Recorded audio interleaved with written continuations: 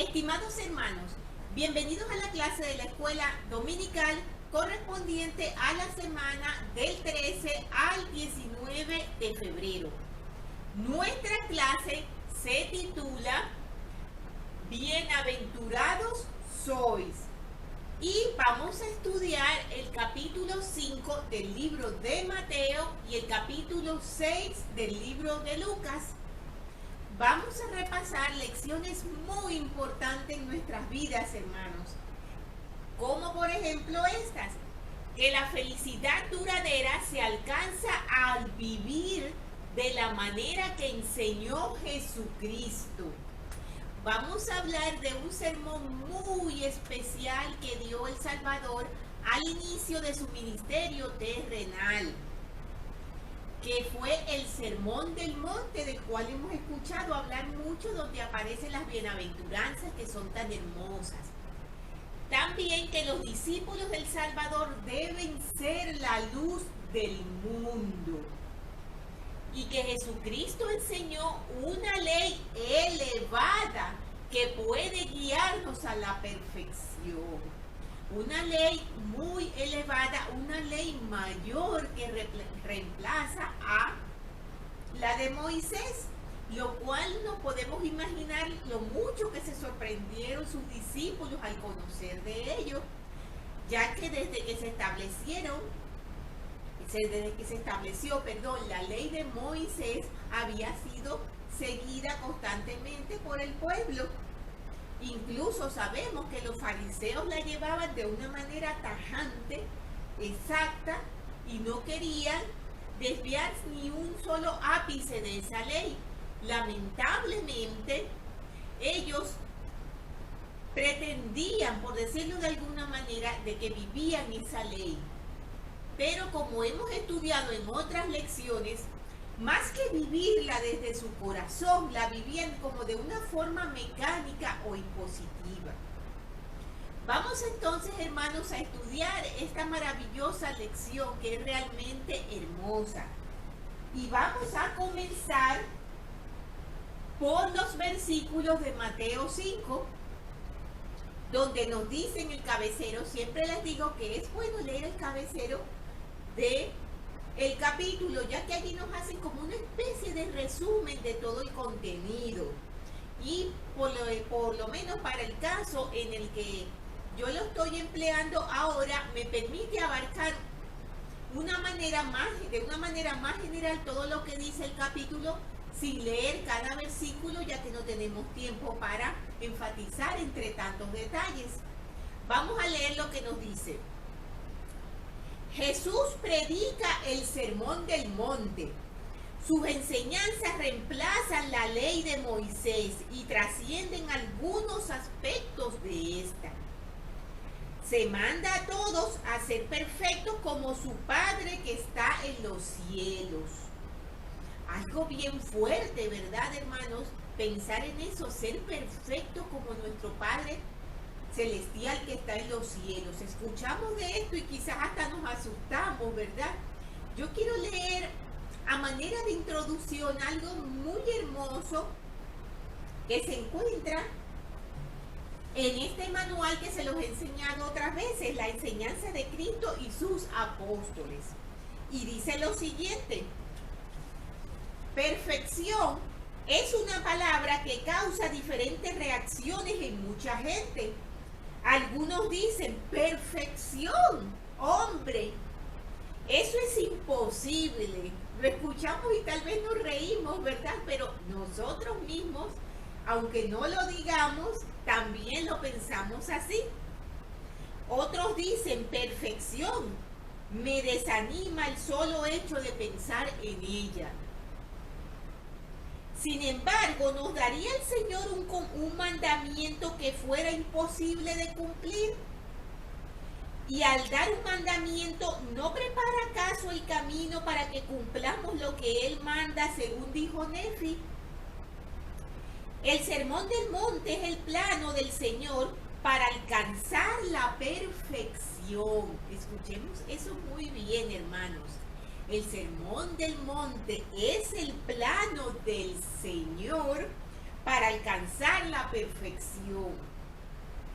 De este sermón, el elder Harold B. Lee dijo lo siguiente: Cristo vino al mundo no solamente para efectuar una expiación por los pecados de la humanidad, sino para dar un ejemplo al mundo de la norma de perfección de la ley de Dios y de la obediencia al Padre.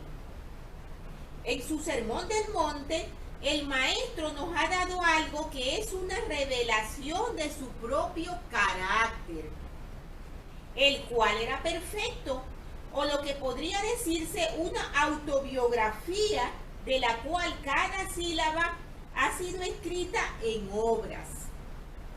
Y al hacerlo nos ha dado la pauta a seguir en nuestra propia vida. Así de importante y de vital es el Sermón del Monte, hermanos. Tenemos que el Sermón del Monte también se consigue en algunas partes en Lucas 6. Y cuando leemos parece que algunas cosas son como que algo diferentes, y se ha dado el caso en que se ha planteado la pregunta: ¿es el mismo sermón o se trata de otro sermón parecido? La evidencia que hay en cuanto a la cronología, al contexto histórico y a todos esos detalles de la época indican que es el mismo sermón. Quería mencionarles algo con respecto a esto del Sermón del Monte, que es realmente muy importante. Tenemos allí la parte de las bienaventuranzas, que como mencionamos, son un plano que nuestro Salvador nos ha dejado para alcanzar la perfección. Al sermón de Lucas 6 a menudo se le llama el sermón del llano o del valle. Realmente yo no lo había escuchado, pero es lo que nos dice el manual de seminario. Y es muy semejante al sermón del monte que está en Mateo 5 al 7. Hay diferentes posturas en cuanto hacia el sermón del monte del que da cuenta Mateo y el sermón del llano o del valle del que escribe Lucas fueron el mismo acontecimiento o no. Pero fue lo que mencionamos al principio, que las referencias cronológicas, los detalles históricos, el entorno nos indican que sí lo es. Entonces, vamos a comenzar a leer los versículos de ese importante sermón que dio el Salvador. Son distintas bienaventuranzas que aparecen allí. Tenemos que aclarar algo, hermanos. Bienaventurado y ser felices no es exactamente lo mismo. Ser felices muchas veces nos lleva a pensar en circunstancias externas.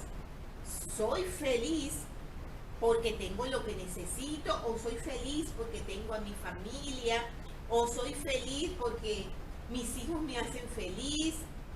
Puedo ser feliz de distintas maneras y muchas de ellas pueden ser aspectos externos de mi vida.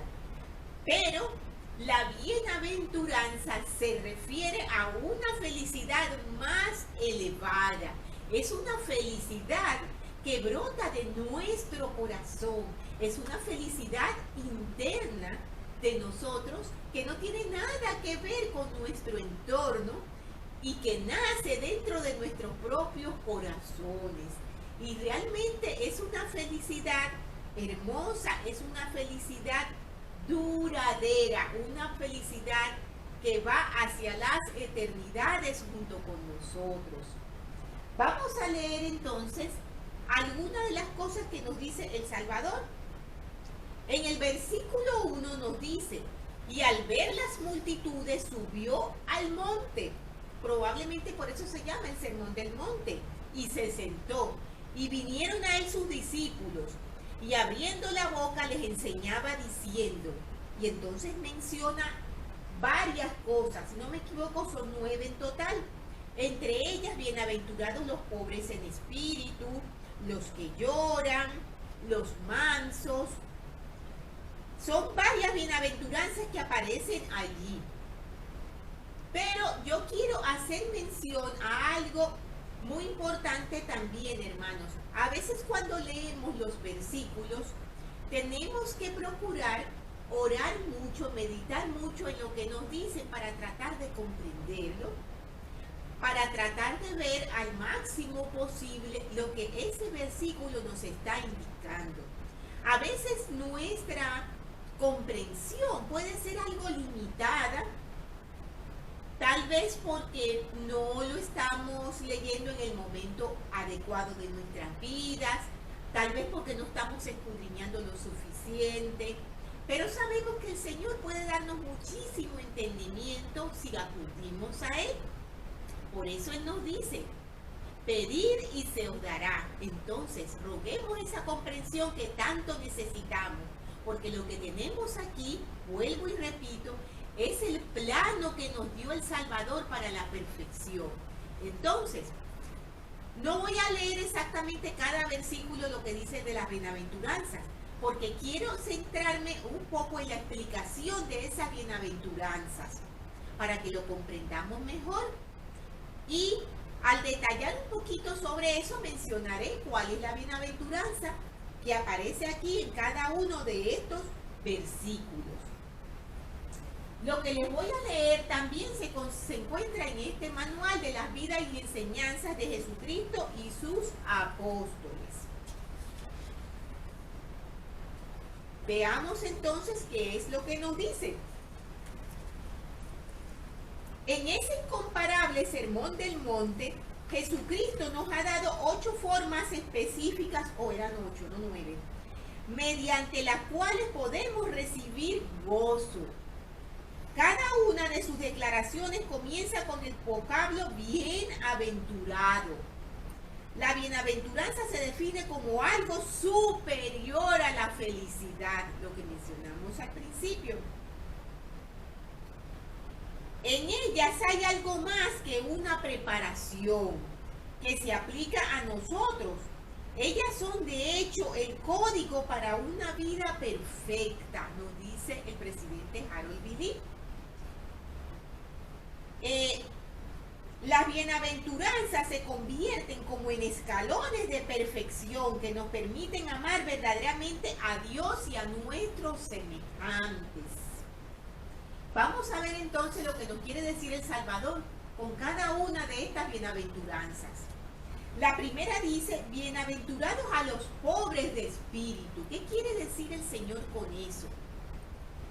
Ser pobres de espíritu significa sentirnos espiritualmente necesitados. Incluso sentir que dependéis del Señor para la obtención de vuestras ropas, alimentos y el aire que respiráis, vuestra salud y vuestra vida, dándoos cuenta de que no debe pasar un día sin ofrecer una oración ferviente para dar gracias, pedir guía, perdón y fortaleza suficiente para satisfacer las necesidades de cada día. Eso significa bienaventurados los pobres de espíritu. Bienaventurados los que lloran. Serán bienaventurados cualquier persona que llora por cualquier razón o por cualquier motivo o por cualquier sufrimiento. Para llorar, como nos enseña la lección del maestro, uno debe mostrar que la tristeza, según Dios, produce arrepentimiento y gana el perdón de los pecados para el penitente, además de impedir que regrese a aquellos actos por los cuales llora. En muchas otras lecciones, hermanos, hemos explicado lo que es la tristeza según Dios. La tristeza según Dios no es la tristeza hacia las cosas mundanas y mortales o hacia el sufrimiento meramente físico o meramente conveniente en nuestras vidas. ¿Qué quiero decir conveniente? Siempre ponemos un ejemplo muy ilustrativo de esto. Una persona que ha cometido un delito, pongamos el caso, que ha robado y va a la cárcel, puede sentirse triste, pero puede ser que se sienta triste porque está encerrado. porque está sufriendo, está padeciendo los maltratos de una persona recluida en una cárcel. Pero esa no es la tristeza según Dios. La tristeza según Dios sería que esa persona sintiera en su corazón el peso de haber cometido un pecado, de haber faltado a uno de los mandamientos.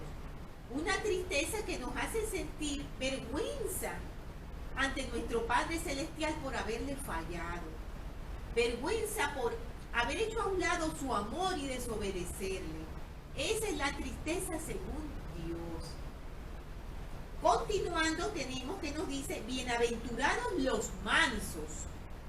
Un hombre manso se define como aquel que no fácilmente se enoja ni se irrita y que muestra paciencia ante el daño y la molestia.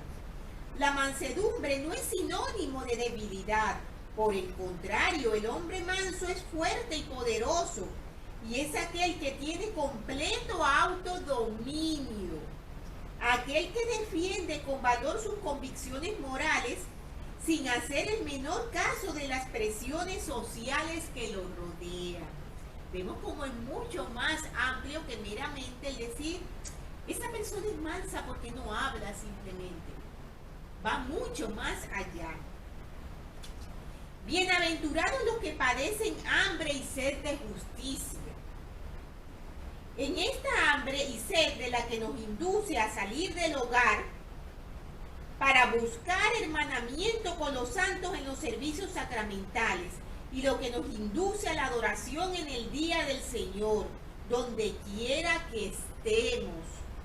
Es aquello que nos susurra una ferviente oración que conduce nuestros pasos hasta los santos templos y nos motiva a ser reverentes en ellos. Hay una parte también de ese sermón del monte que nos habla mucho del amor hacia los demás, hacia nuestro prójimo.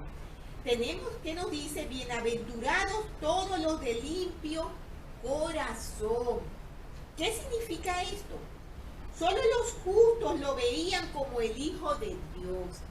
Sabemos que cuando el Salvador estuvo aquí en la tierra, muchos no lograban verlo como el Hijo de Dios, sino que siempre subía, por decirlo de alguna manera, por encima de lo que era Él, incluso de las maravillas que Él obraba en bien de otras personas, siempre anteponían al Hijo del Carpintero, como para limitar lo que el Señor era y es en verdad.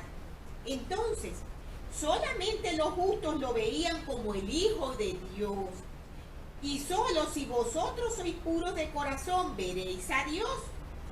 En un grado menor también seréis capaces de ver el Dios, o sea, lo bueno que hay en cada hombre, y de amarlo por causa de la divinidad que veis en él. Poned especial atención en la persona que critica y difama al hombre de Dios o a los dirigentes nombrados por el Señor en su iglesia. Dicha persona habla con un corazón impuro. Esto es lo que significa los puros de corazón, hermanos.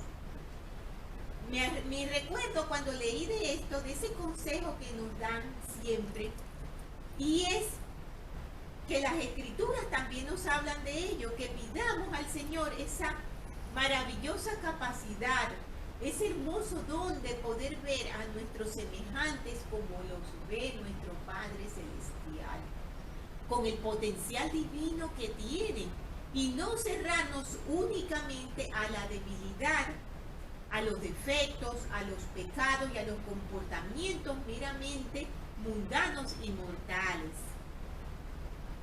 La siguiente bienaventuranza dice, bienaventurados los misericordiosos.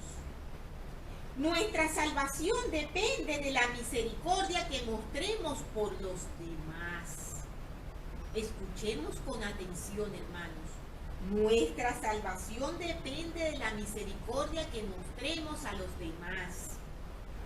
Las palabras inmisericordias y crueles o los desconsiderados actos de crueldad hacia los hombres o las bestias aun cuando sean en aparente venganza, descalifica al perpetrador o ejecutante en su reclamo de misericordia cuando necesite de esta en el día del juicio ante los tribunales terrestres o celestiales.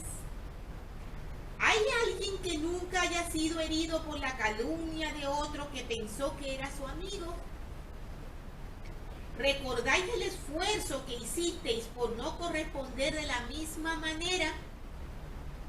Benditos sois todos los misericordiosos, porque obtendréis misericordia.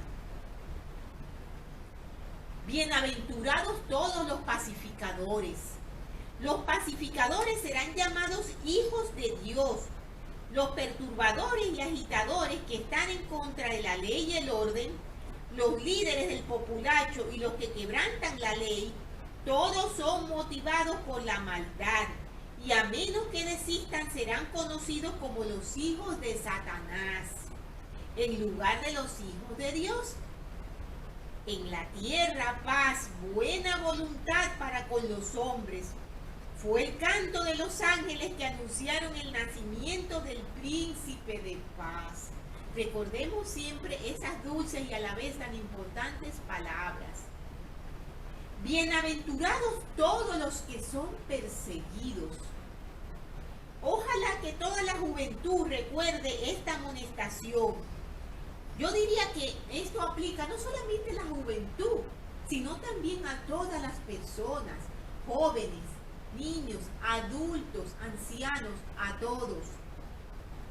Recuerden esta amonestación cuando estéis expuestos a la burla y el escarnio debido a que os rehusáis a transigir vuestras normas de abstinencia, honestidad y moralidad con el fin de ganar el aplauso del populacho. Si perseveráis y contendéis con firmeza por el bien, a pesar de las mofas de la gentuza y aún de la violencia física, seréis coronados con la gloria del gozo eterno. ¿Quién sabe si de nuevo en nuestros días alguno de los santos o incluso apóstoles, como en los primeros días de la iglesia, se les requiera que dé su vida en defensa de la verdad? Si ese día llegara, que Dios no permita que fallen. Entonces, estas citas que hemos leído, hermanos, todas estas palabras son del presidente Harold B. Lee. Podemos ver mediante este esquema que las bienaventuranzas forman la escalinata que lleva hacia Cristo, mediante la cual podemos recibir poder de Él para llegar a ser como Él. Pero recuerden, se requiere esfuerzo para subir esa escalinata. Algunos dicen que es imposible, pero esa es una idea falsa. Recordemos lo que mencionamos en la introducción, hermanos. Nosotros podemos hacerlo. El mundo quizás nos diga que es imposible. Muchas personas quizás nos digan, nadie es perfecto y nadie lo puede ser. Y efectivamente es así. Luego vamos a leer, efectivamente es así. No podemos ser perfectos del todo. Es imposible durante esta vida mortal. Pero sí podemos esforzarnos por alcanzar esa perfección e ir subiendo esos escalones que nos dio el Salvador. Entonces, vamos a ver qué más nos dice en esos versículos de Mateo. Y luego más adelante también vamos a leer unas palabras muy importantes que nos dio el presidente de nuestra iglesia, el hermano Russell M. Nelson, con respecto a esto de la perfección. Pero un poco más adelante las leeremos. En el versículo 12 dice: gozaos y alegraos, porque vuestro galardón es grande en los cielos, pues así persiguieron a los profetas que fueron antes de vosotros. Vosotros sois la sal de la tierra, pero si la sal perdiere su sabor, ¿con qué será salada? no sirve más para nada, sino para ser echada fuera y hollada por los hombres. Vosotros sois la luz del mundo. Una ciudad asentada sobre un monte no se puede esconder, ni se enciende una vela si se pone debajo de un almud, sino sobre el candelero y alumbra a todos los que están en casa. Así alumbre vuestra luz delante de los hombres, para que vean vuestras buenas obras y glorifiquen a vuestro Padre que está en los cielos. No penséis que he venido para abrogar la ley o los profetas. No he venido para abrogar, sino para cumplir. Porque de cierto os digo que hasta que pasen el cielo y la tierra, ni una jota ni una tilde pasará de la ley hasta que todo se haya cumplido. Entonces, allí nos hablan de varias cosas, hermanos. Nos hablan de la luz que nosotros debemos de irradiar. Estas cosas, estas instrucciones, el Salvador se las estaba dando a sus discípulos. Él llamó apóstoles y él los instruía. Pero estas instrucciones, valga la redundancia, que dio el Salvador, no solamente son para ellos. Estas instrucciones son para cada uno de sus discípulos en cualquier época, en cualquier lugar. Es decir, para cada uno de nosotros. Y hemos hablado de que él les mencionaba que eran la sal de la tierra. Vamos a explicar un poco por qué la sal de la tierra. ¿Por qué usaba el Salvador la sal específicamente? Aunque ya muchos lo sabemos y lo comprendemos, pero siempre es bueno reforzar esos aspectos. En el manual de seminario nos dice lo siguiente. Con respecto a la sal.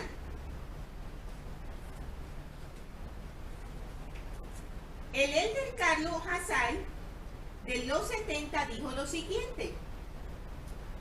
La sal es fundamental para la salud. Las células orgánicas deben contar con ella para poder vivir y funcionar. Tiene propiedades antisépticas, es decir, mata los gérmenes. Sirve para preservar, es un ingrediente de muchos alimentos y productos. Además, se calcula que la sal tiene más de 14.000 formas. La sal que tiene sabor es limpia y pura, incontaminada y útil.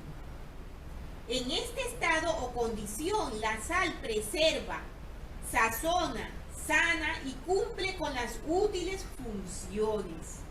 Estas palabras, hermanos, las dijo el elder Hassai en un mensaje que se titula La sal de la tierra y se encuentra en la Liaona de julio de 1980.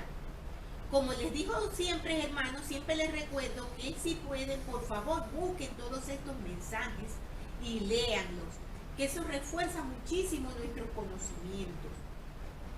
¿Qué ocurre cuando la sal pierde su sabor?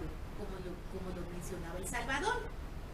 La palabra sabor no solo se refiere al gusto de esta, sino también a sus cualidades exclusivas, que la convierten en una sustancia que sana y preserva. La sal pierde el sabor cuando se mezcla con otros elementos, como la tierra, por ejemplo, y se contamina. Si la sal representa a los discípulos de Jesucristo, ¿qué podría representar la tierra u otras sustancias contaminantes? De las enseñanzas del Salvador aprendemos que contaminarnos con los pecados del mundo puede impedir que seamos una bendición para otras personas. El elder Hassai también nos aconsejó que ayudarnos a evitar contaminarnos con los pecados del mundo. ¿Qué podemos hacer para no contaminarnos de los pecados del mundo? El elder Hassai nos dio un consejo. Y escúchenlo con atención, hermanos. quisiera ofrecerle unas pautas muy sencillas como medio para que preserven el sabor. Si no es limpio, no lo piensen. Si no es verdadero, no lo digan. Si no es bueno, no lo hagan. Estas palabras se encuentran en el mismo mensaje que les mencioné antes del Elder Asai, la sal de la tierra. Entonces, hermanos, tenemos allí la explicación de lo que nos estaba mencionando el Salvador acerca de la sal. Tenemos que también Él nos habla de la luz. El Salvador menciona que debemos ser una luz que no debemos esconder en el almud, pero tampoco una luz que simplemente lance destellos sin ningún propósito o sin ningún orden. Yo quiero leerles unas palabras que tenemos en el manual que explican bastante bien este tema de la luz y nos aconsejan cómo podemos nosotros hacer que esa luz brille, cómo podemos nosotros con esa luz ayudar a otras personas a ir hacia nuestro Salvador y ayudarnos también a nosotros mismos. La presidenta Bonnie Cordon enseñó lo siguiente con respecto a ser una luz. La invitación del Señor hacia alumbre vuestra luz no consiste solo en agitar sin dirección un rayo de luz y hacer que en general el mundo brille más. Consiste en enfocar nuestra luz de modo que otras personas puedan ver el camino hacia Cristo. Es recoger a Israel en este lado del velo, ayudar a otras personas a ver el siguiente paso para hacer y guardar convenios sagrados con Dios. Estas palabras se encuentran en el mensaje de modo que vean. Está en la Liaona de mayo del 2020. También la presidenta Joy Jones habló con respecto a la perfección y dice: al Señor le agrada el esfuerzo y el esfuerzo brinda galardones. Nosotros seguimos practicando, siempre estaremos progresando en tanto nos esforcemos por seguir al Señor. Estas palabras son bien importantes, hermanos. Seguimos practicando y siempre progresando mientras seguimos al Señor. Él no espera la perfección hoy. Nosotros seguimos escalando nuestro propio monte Sinaí. Tal como en tiempos pasados, nuestro viaje ciertamente requiere esfuerzo, trabajo arduo y estudio, pero nuestro compromiso de progresar brinda recompensas eternas. Declaremos valientemente nuestra devoción a nuestro Padre Celestial y a nuestro Salvador, con fe inquebrantable en Él, confiando íntegramente en los méritos de aquel que es poderoso para salvar. Continuemos con gozo esta travesía hacia nuestro máximo potencial espiritual. Estas palabras se encuentran en el mensaje Un llamamiento especialmente noble, de la hermana Joy Jones. Está en la Liaona de mayo del 2020. Muy importantes estas palabras, hermanos, con respecto a esa luz que nosotros debemos de irradiar. Tenemos también que hacia el versículo 23 el Salvador dice lo siguiente: por tanto, si traes tu ofrenda al altar y allí te acuerdas de que tu hermano tiene algo contra ti, deja allí tu ofrenda delante del altar y ve, reconcíliate primero con tu hermano y entonces ven y presenta tu ofrenda. Reconcíliate pronto con tu adversario, entre tanto que estás con él en el camino, no sea que el adversario te entregue al juez y el juez te entregue al alguacil y seas echado en la cárcel. Recordemos, hermanos, que nosotros estamos dentro de una etapa de mortalidad, dentro de una etapa que va a terminar para cada uno de nosotros de un momento a otro. No posterguemos el arrepentimiento, no posterguemos el pedir perdón, porque como nos menciona el Salvador, puede ser que si nosotros lo postergamos, ya no estemos en el camino con esa persona, ya no podamos pedirle perdón, ya tengamos esa cuenta pendiente con esa persona. Y como nos dice aquí, seamos entregados al juez y al alguacil. De cierto te digo que no saldrás de allí hasta que hayas pagado el último cuadrante. Oísteis que fue dicho, no cometerás adulterio, pero yo os digo que cualquiera que mira a una mujer para codiciarla, ya ha cometido adulterio con ella en su corazón. Por tanto, si tu ojo derecho te es ocasión de caer, sácalo y échalo de ti, porque mejor te es que se pierda uno de tus miembros y no que todo tu cuerpo sea echado al infierno. Fíjense, hermanos, como el Señor avanza más. Por eso hablamos de una ley mayor. El adulterio ya era castigado. Recordemos que las personas adúlteras, las mujeres adúlteras, eran apedreadas, eran asesinadas. Pero el Salvador dice algo más allá y habla de nuestros pensamientos. Muchas veces las personas podemos caer en el error de pensar, si no lo hago, aunque lo piense, no está mal, porque yo no estoy obrando mal. Desde el mismo momento, hermanos, que eso está en nuestro pensamiento, estamos faltando. Desde el mismo momento que eso está en nuestro pensamiento, estamos activando un mecanismo muy peligroso en nosotros. Y es el mecanismo peligroso de la propia persuasión que estamos creando al tener esos pensamientos. Y es un arma muy sutil, delicada, pero a la vez penetrante y letal que tiene el adversario sobre nosotros. Los pensamientos impuros que podemos guardar, los pensamientos de desobediencia que podemos tener, que aunque quizás pensemos que al no llegar a concluirlos en obra, no son pecados, ya sabemos que sí lo son. Y aunque no efectuemos la obra, ya tenemos esa impureza dentro de nosotros. Aparte de lo cual, está el hecho de que nos estamos acercando más a cometer ese hecho. Continuando también nos dice aquello de lo que se refiere que si tu ojo derecho te es ocasión de caer, sácalo. Cuando leemos estas cosas pensamos literalmente con las muchas cosas que yo miro y con las que peco.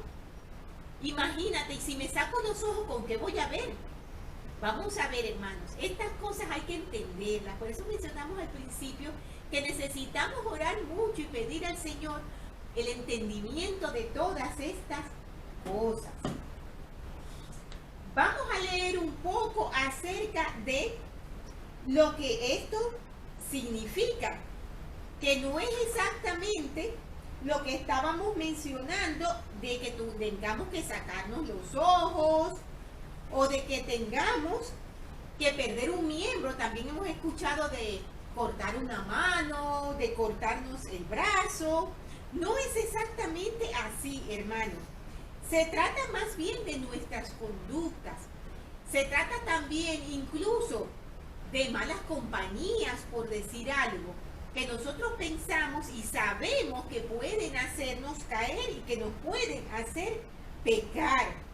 Entonces, al hacer esto, nosotros tratamos de alejarnos de las cosas que pueden hacer que nosotros seamos desobedientes. Tratamos más bien de acercarnos a todo aquello que nos puede ayudar a hacer las cosas que el Señor requiere de nosotros. Esto, hermanos, es bien importante que siempre lo comprendamos y lo tengamos presente. No se trata de sacarnos los ojos, se trata de tener las actitudes correctas y de procurar permanecer en lugares santos. Y recordemos que los lugares santos no solamente son lugares físicos, son también lugares espirituales dentro de nosotros. Actitudes, objetos, compañías, lugares que puedan hacernos desobedecer y desviarnos del buen camino. Entonces, en el 34, el Salvador nos dice, pero yo os digo, no juréis de ninguna manera, ni por el cielo, porque es el trono de Dios, ni por la tierra, porque es el estrado de sus pies, ni por Jerusalén, porque es la ciudad del gran rey, ni por tu cabeza jurarás, porque no puedes hacer blanco o negro ni un solo de tus cabellos. Pero yo os digo, no resistáis al malo, antes bien a cualquiera que te golpee con la mejilla derecha, vuélvele también la otra. Pero yo os digo, amad a vuestros enemigos, bendecid a los que os maldicen, haced bien a los que os aborrecen y orad por los que los ultrajan y persiguen, para que seáis hijos de vuestro Padre que está en los cielos, que hace salir su sol sobre los malos y buenos, y hace llover sobre justos e injustos. Todos, hermanos, somos hijos de Dios. Este versículo a mí me encanta, porque como seres humanos, con nuestras debilidades, con nuestros defectos, parece que cuando recibimos daño, cuando recibimos maltrato, cuando vemos personas que son malas, que se comportan de una manera equivocada, parece ser que como que los apartamos del concepto de hijos de Dios. Y pensamos que automáticamente esas personas no tienen derecho a nada. Incluso nos atrevemos a efectuar un juicio en contra de ellas, lo cual sabemos que tenemos completamente prohibido. Nosotros no podemos efectuar ningún juicio con respecto a la salvación de las personas. Nos es permitido juzgar para saber lo que es para nuestro bien, para tomar buenas decisiones, para hacer lo que es correcto, mas no sobre la salvación de otras personas. Nos dice en el 46, porque si amáis a los que os aman, ¿qué recompensa tendréis? ¿No hacen también lo mismo los publicanos? Y ciertamente es así, hermanos. Qué fácil es hacer el bien, qué fácil es querer, qué fácil es ayudar a aquel que nos da cariño, que nos da amor y que también nos ayuda a nosotros. Otra cosa muy distinta es querer, otra cosa distinta es ayudar, otra cosa muy distinta es amar y hasta perdonar a quien nos ha hecho daño. Y en el 48 el Salvador dice, sed pues vosotros perfectos, así como vuestro Padre que está en los cielos es perfecto. Esto es muy fuerte, hermanos. Cuando comenzamos la introducción mencionamos que al hablar de perfección nos asustamos, ¿verdad? Algunos dicen, eso es imposible directamente, y otros se desaniman.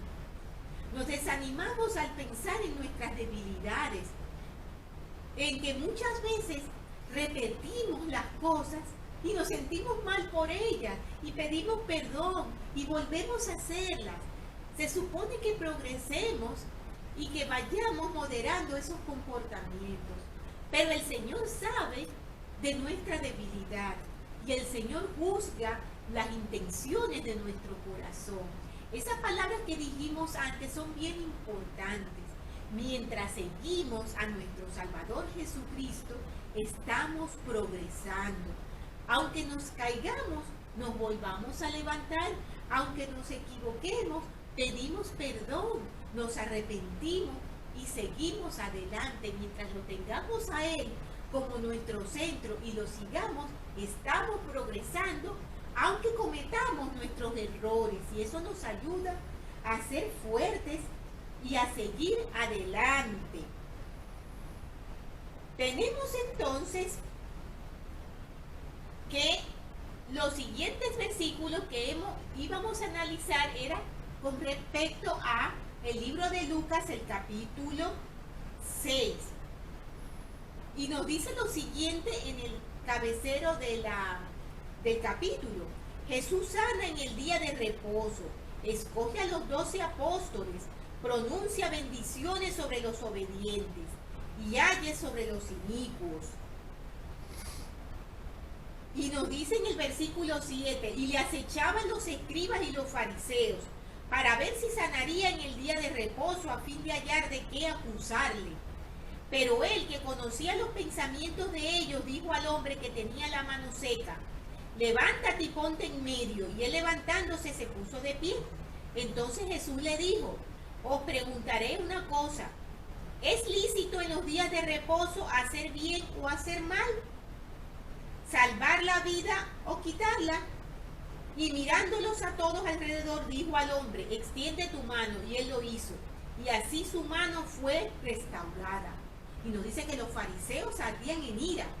Ellos veían mal que el Salvador efectuara curaciones y cualquier otro milagro y ayudara en cualquier cosa a otras personas en el día de reposo. Y dice en el 13, y cuando fue de día, llamó a sus discípulos y escogió a 12 de ellos, a los cuales también llamó apóstoles. Con respecto a lo del día de reposo, hermanos, el Salvador dejó muy claro que el Señor aprueba que nosotros seamos una ayuda para otras personas, como hizo el Salvador. El día de reposo va más allá únicamente de sentarnos en nuestros hogares a solo leer. Hay muchas personas que pueden requerir de una palabra de aliento, podemos visitar a los enfermos. Todas estas cosas son lícitas ante los ojos de nuestro Padre Celestial. No como los fariseos que pensaban que no debía hacerse absolutamente nada. Por eso mencionábamos al principio que ellos seguían la ley de una forma tajante, pero al mismo tiempo esa ley no había entrado en sus corazones, no lo hacían de corazón, lo hacían de una forma mecánica.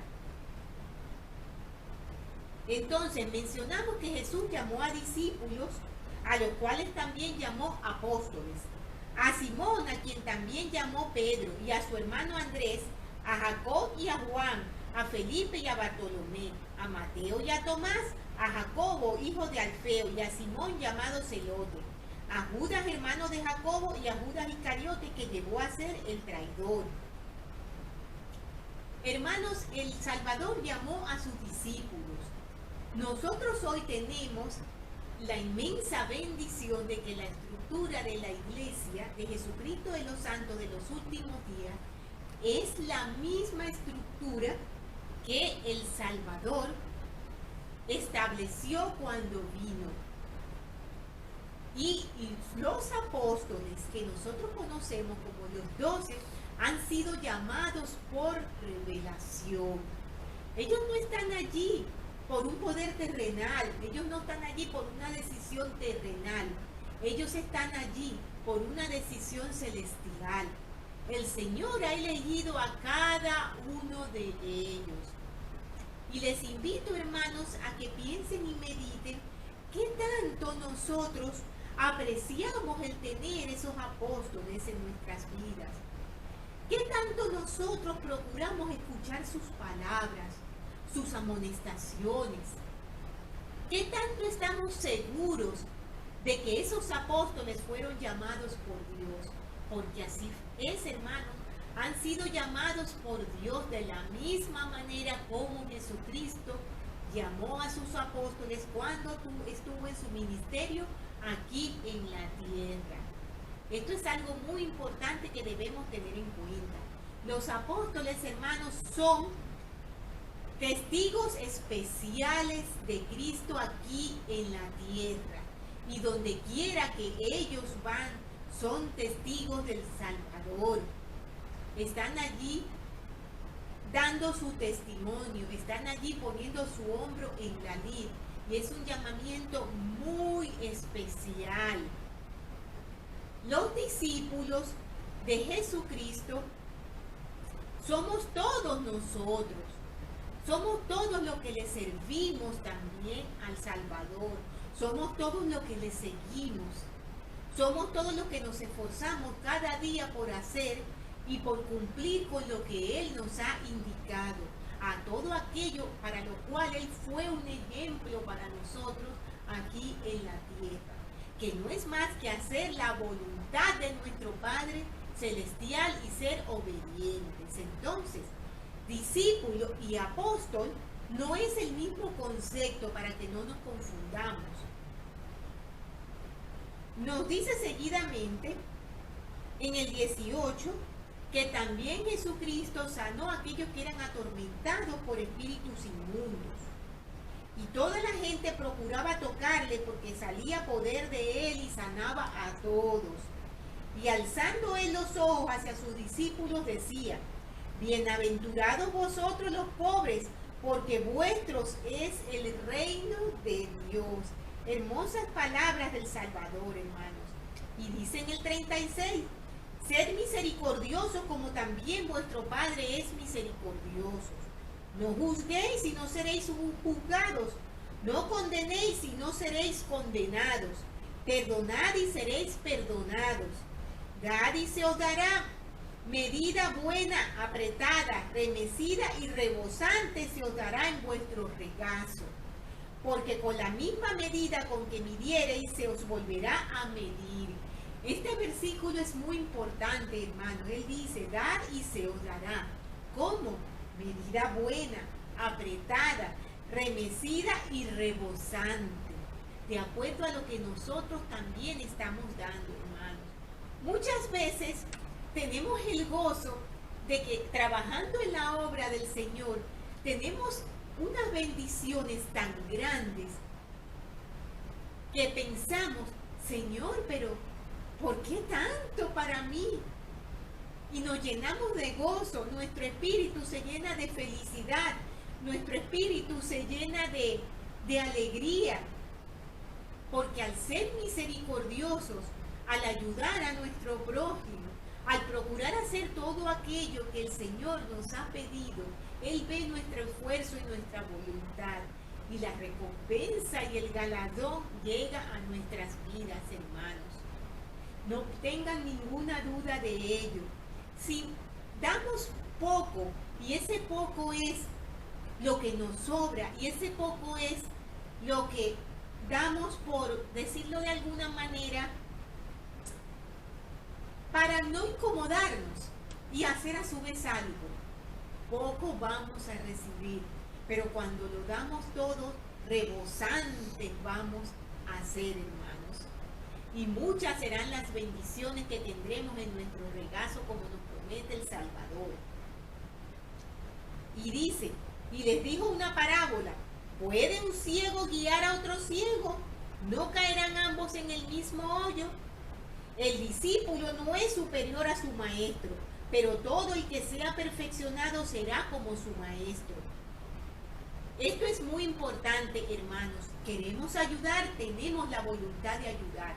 Al mismo tiempo de querer ayudar, hermanos, tenemos que estar preparados para poder hacerlo. Hemos leído en otras ocasiones algo bien importante que dice: para tú poder sacar a una persona de un hoyo, ayudar a una persona que está, por decirlo de alguna manera, de rodillas, en medio del pecado o de alguna dificultad, nosotros necesitamos estar de pie. Si nosotros no podemos ser un ejemplo, si nosotros no estamos siguiendo al Salvador, si nosotros no cumplimos con los mandamientos, nosotros no vamos a poder ayudar a levantar a esa persona. Para tener esa fuerza y poder ayudarla y poder guiarla y poderle dar nuestra luz, debemos primero obtenerla. ¿Por qué mirar la paja que está en el ojo de tu hermano y no consideras la viga que está en tu propio ojo? Nos dice el Salvador. Eso lo hemos escuchado mucho, ¿verdad, hermanos? La facilidad con la que criticamos y no nos fijamos y no nos centramos más bien en mejorar nuestros propios defectos y pecados.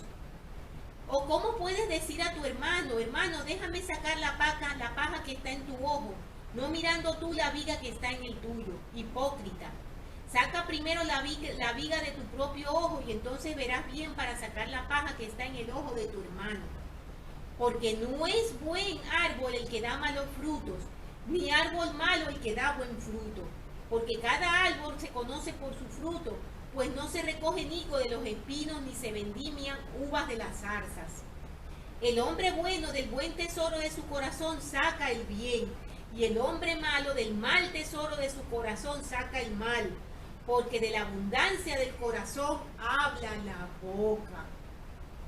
Por eso, hermano, las palabras están tan unidas a lo que tenemos nosotros dentro de nuestro corazón. Si en nuestro corazón hay amor y hay bondad, no pueden salir palabras de condenación, de ofensa y de humillación hacia otras personas, ni tampoco actos. ¿Por qué me llamáis Señor, Señor, y no hacéis lo que yo os digo? Una amonestación muy fuerte, hermanos, y muy importante del Salvador. Todo aquel que viene a mí y oye mis palabras y las hace, os enseñaré a quién es semejante. Semejante es al hombre que al edificar una casa cavó y ahondó, y puso el fundamento sobre la roca. Y cuando vino una inundación, el río dio con ímpetu contra aquella casa, pero no la pudo mover, porque estaba fundada sobre la roca. Pero el que las oyó y no las obedeció es semejante al hombre que edificó su casa sobre tierra, sin fundamento. Contra ella el río dio con ímpetu, y luego cayó y fue grande la ruina de aquella casa. Parábolas, hermanos, que nos enseñan muchas cosas de estar preparados, de edificar nuestras vidas en nuestra roca de esperanza, en nuestra roca de salvación, que es nuestro Salvador Jesucristo, para ser sensatos, para no ser destruidos, para estar preparados y poder afrontar cualquier dificultad y cualquier desafío y poder seguir adelante el camino y llegar a tener el don de la vida eterna, el de morar con nuestro Padre Celestial, nuestro Salvador Jesucristo y nuestros seres queridos en las eternidades. El presidente Russell M. Nelson, como les mencioné antes, hermano, él dijo unas palabras bien importantes y bien fuertes en un mensaje muy especial. En la reseña que hay de esta lección, del manual que tienen ustedes en sus hogares para el uso individual y familiar del Ven Sígueme, aparecen algunas de esas algunas partes, de ese mensaje del presidente Nelson. Ese mensaje se titula La inminencia de la perfección, y a mí me encantó. Es largo, pero les recomiendo, hermanos, que lo lean. Incluso es un tema perfectamente utilizable para una noche de hogar. Entre las partes de este mensaje que me llamaron mucho la atención, porque evidentemente no podemos leerlo todo, dice lo siguiente: no debemos desalentarnos si nuestros esfuerzos más sinceros en busca de la perfección nos parecen demasiado arduos e interminables. La perfección llegará en su totalidad únicamente después de la resurrección y solo por medio del Señor. Si les preguntara cuál de los mandamientos del Señor es el más difícil de guardar, muchos de nosotros tal vez citaríamos a Mateo 5:48. Sed pues vosotros perfectos como vuestro Padre que está en los cielos es perfecto.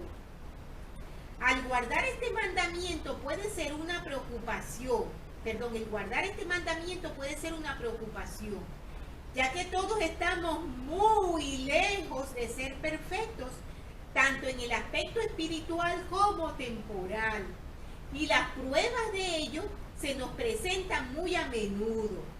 Podemos dejar olvidadas las llaves dentro del auto, o incluso olvidar dónde lo estacionamos.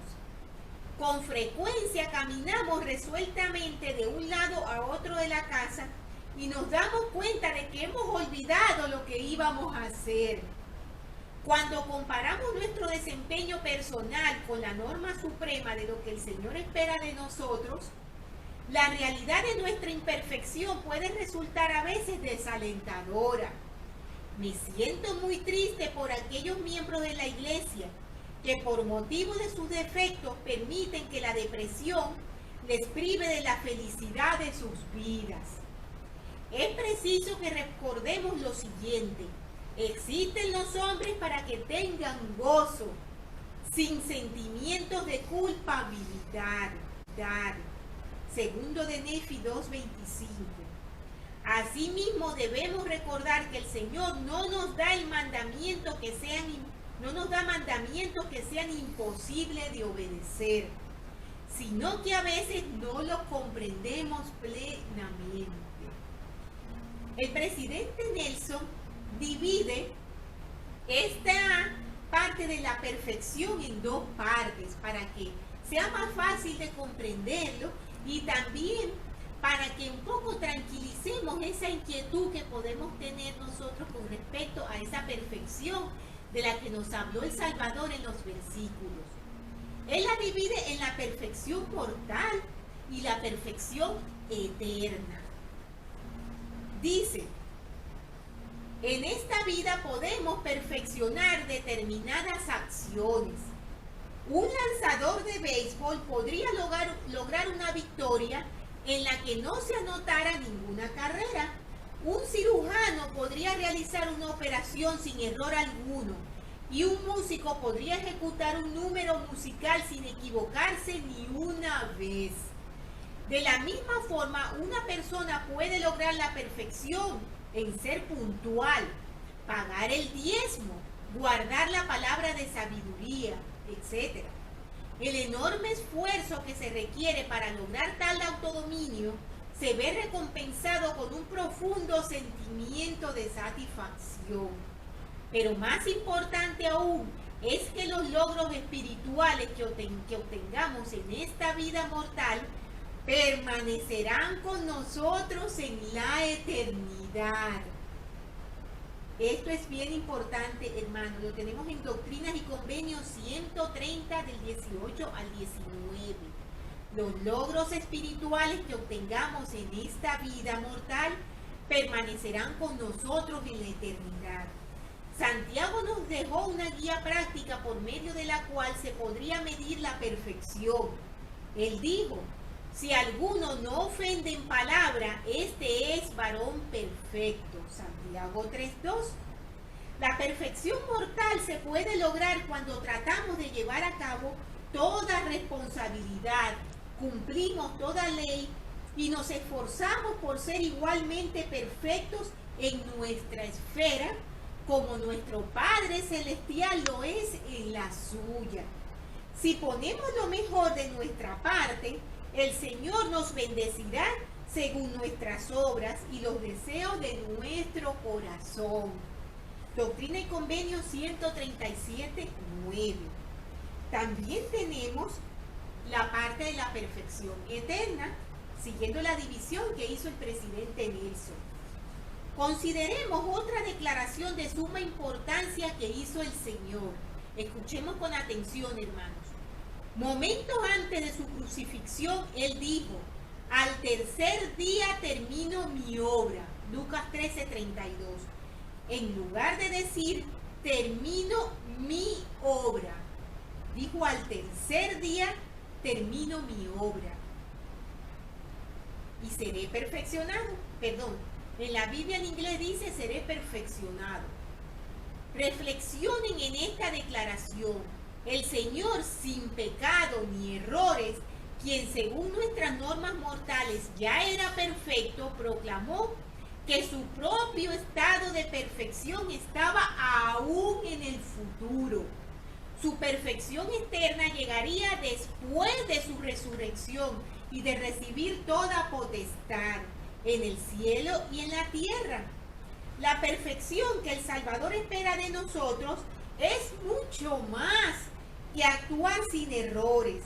Es la expectativa eterna, tal como lo expresó el Salvador en su extraordinaria oración, en la que intercedió por nosotros ante su Padre, de que fuésemos perfectos, para que de esa forma pudiéramos morar con ellos en las eternidades venideras. Cosas muy importantes, hermanos, lo que nos menciona aquí el presidente Russell M. Nelson. Como les mencioné, es un mensaje bastante largo que no podemos leer todo. Quiero mencionarles el final de este mensaje que dice: mientras tanto, hermanos y hermanas, hagamos todo lo que esté a nuestro alcance por tratar de mejorar cada día. Cuando surjan nuestras imperfecciones, continuemos corrigiéndolas. Aprendamos a perdonar los defectos en nosotros mismos, así como en las personas que amamos. Recibiremos consuelo y paciencia. El Señor enseñó: no podéis aguantar ahora la presencia de Dios. Por consiguiente, continuad con paciencia hasta perfeccionaros. Doctrina y Convenio 67:13. No debemos desalentarnos si nuestros esfuerzos más sinceros en busca de la perfección nos parecen demasiado arduos o interminables. La perfección es inminente. Llegará en su totalidad únicamente después de la resurrección y solo por medio del Señor. Está en espera de todos los que le aman a Él y guardan sus mandamientos. Abarca tronos, reinos, principados, potestades y dominios. Doctrinas y Convenios 132:19. Es el fin para el cual hemos de perseverar. Es la perfección eterna que Dios tiene reservada para cada uno de nosotros, de lo cual testifico en el nombre de Jesucristo. Amén. Hermanos, yo sé sin ninguna duda que todas estas cosas son verdaderas. Sé sin ninguna duda que nuestro Padre Celestial y nuestro Salvador Jesucristo nos aman. Ellos saben lo que hay en nuestro corazón, saben de nuestra tristeza, de nuestro dolor, de nuestra decepción. Saben lo difícil que puede ser para nosotros algunas cosas más que otras. Ellos no nos piden que seamos perfectos ahora, pero sí que nos esforcemos en serlo. Y para que ese esfuerzo dé sus frutos necesitamos seguir al Salvador. Vuelvo y repito, mientras le sigamos a Él, estaremos progresando. Mientras le sigamos a Él, nuestros esfuerzos van a dar sus frutos y vamos a llegar a obtener el galardón eterno de volver a morar en la presencia de nuestro Padre Celestial y nuestro Salvador Jesucristo. No tengo ninguna duda de que esta es la iglesia verdadera, la iglesia de Jesucristo de los santos de los últimos días. Tenemos 12 apóstoles llamados por el Señor, 12 maravillosos hombres que han sido llamados por revelación y que son también una bendición en nuestras vidas. Tenemos una maravillosa presidencia general. Tenemos un presidente que es un profeta, un vidente y un revelador, y es nuestro presidente Russell M. Nelson. No tengo ninguna duda que él fue llamado por el Señor para ser el presidente de su iglesia verdadera aquí en la tierra, en este tiempo, en estos momentos tan difíciles. No me cabe ninguna duda que estamos en los últimos días, hermanos. Tomemos esta guía y este plano que nos ha dado el Salvador y comencemos a subir esa escalera. No la tenemos que subir solo, la subimos de su mano. Y estas cosas con mucho amor y humildad las dejo en el sagrado nombre de Jesucristo. Amén. Por favor, hermanos, estudien la siguiente lección,